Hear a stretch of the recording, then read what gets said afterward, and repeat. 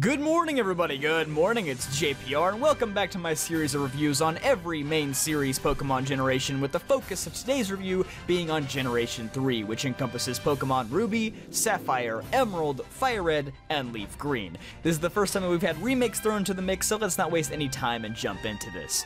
Many newer fans may not know it now, but Generation 3 was probably the most controversial of them all when it was first released. It was set in the faraway, but later revealed to be not so far away land of Hoenn, with no ties to the first two regions. The day and night cycle that was adored by many fans from Generation 2 was also removed, along with the majority of time-based events, and the cherry on top being that the classic gotta catch 'em all slogan was dropped starting in Ruby and Sapphire, due to the fact that at the time, it was impossible to catch them all in those two games alone.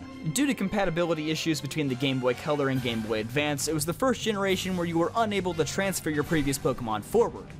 Kinda reminds me of something else that's happening right now, but we'll talk about that some other time. So if you've ever wondered why there's kind of a rift between the people who've played almost every Pokemon game and those who have only played the first two generations and then just suddenly stopped for some reason, well, now you know why.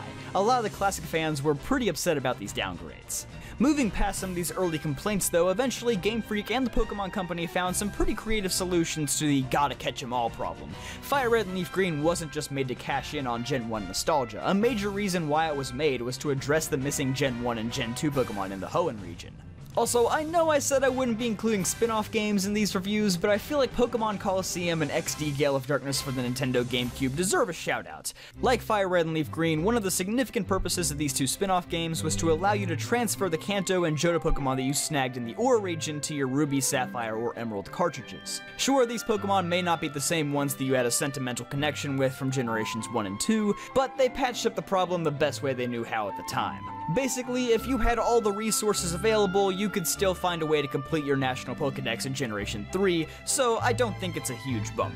Moving on from that, Generation 3 was the first generation to really spice up the way the Pokemon battles themselves worked. First, through the addition of abilities, which I personally think was one of the greatest innovations that Game Freak has ever made. This gave Pokemon battling another layer of complexity beyond just, my type beats your type, now I win, haha. And as we've seen many times over the years, a good ability can lift an average Pokemon into a completely new tier of usage. Weather conditions also became a staple in Pokemon battling starting in this generation, as it could now be affected by both the overworld and abilities at the start of a battle.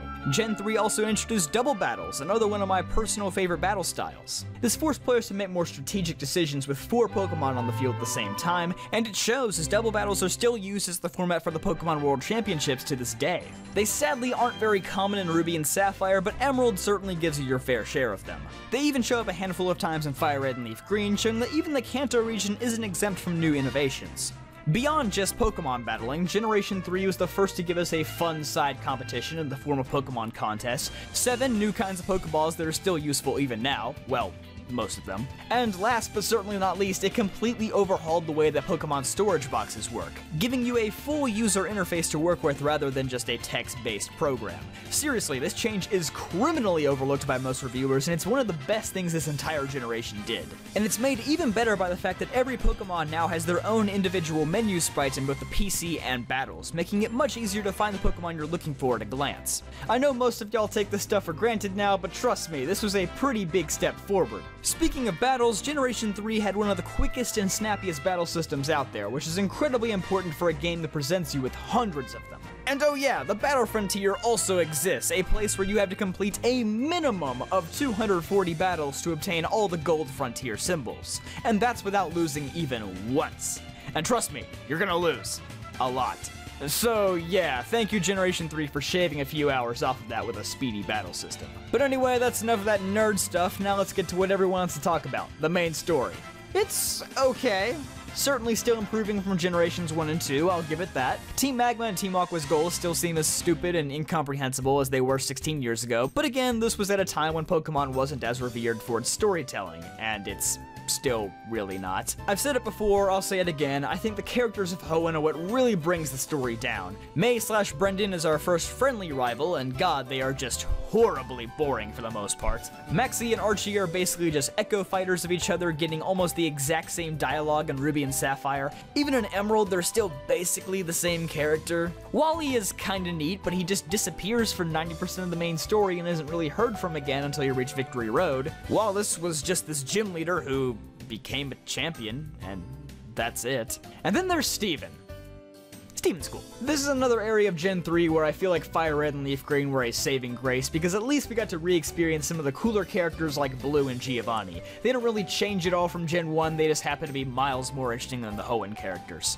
Anyway, moving on to the region of Hoenn, it's certainly a bit of a divisive region from a design standpoint. I've heard complaints from a few people about how there's not really a clear path around this region. Like, first you start down here, and then you go up here, and then, oh wait, now you're coming down here, and now you're gonna loop around, go up here, and then you do a little loop-de-loop and pool, and your Crocs are looking cool, and then you're coming up around this way, and you go out here, and then you do whatever the heck you want out here. Okay, yeah, you're right, this makes no sense. The majority of people also like to critique the massive amounts of ocean in this region, and I'm actually gonna be on the unpopular side and say it's alright. The overall theme of Generation 3 is land and sea. It makes sense to have it be split 50-50, you filthy landlubbers. It's not like you got nothing to do out there either. There's this cool route with the currents and numerous diving spots and the abandoned ship, and plenty of new aquatic Pokemon for you to encounter, even though you'll mostly just find Tentacool. Oh, the Tentacool. The land routes also feel very well designed in this game. It feels like the first region where you can truly go off the beaten path and find something that your friends may have overlooked. When it comes strictly to exploration, Hoenn is second to none. Also, it's really fun to discover the location of all your friends' secret bases, unless you have no friends, in which case, I'm sorry. Anyway, secret bases are amazing and they should be in every region until the end of time. Take notes, Game Freak. The script is kinda long already, so I'm just gonna say the Pokemon Emerald is a really good enhanced version. It fixed up a lot of the gym leaders with challenging teams, it adds just enough events to the plot to be considered interesting, and we already talked about the Battle Frontier. That was cool. Emerald also gave us our first truly cinematic cutscene in Pokemon history, with Rayquaza coming to quell the battle between Groudon and Kyogre. Truly a memory that has withstood the test of time. Firered and Leafgreen are mostly the same games as Red and Green, albeit with most of the glitches patched up, modern and quite frankly much better battle mechanics added in, and also the addition of the Sevi Islands in the post-game, giving you the opportunity to catch most of the Johto Pokemon that you may have missed out on if you weren't able to play Pokemon Colosseum or XD Gale of Darkness. Out of all of Pokemon's remakes so far, Firered and Leafgreen is probably the most faithful to the original games, but that's not a bad thing. It's a pretty solid remake that still holds up. After some early stumbles that ended up dividing the fanbase, Generation 3 bounced back in a pretty big way that most Pokemon fans at the time didn't see coming. Though it isn't the most polished in all areas, this is the generation where Game Freak started to hit their stride and refine the Pokemon formula with more features to keep the game fresh and entertaining than ever before. Generation 3 will also be getting a B+. I hope you enjoyed today's video. Be sure to let me know in the comment section down below what your thoughts are on Generation 3, and if you really liked it, then be sure to leave a like and subscribe for more content. I'll see you guys next time.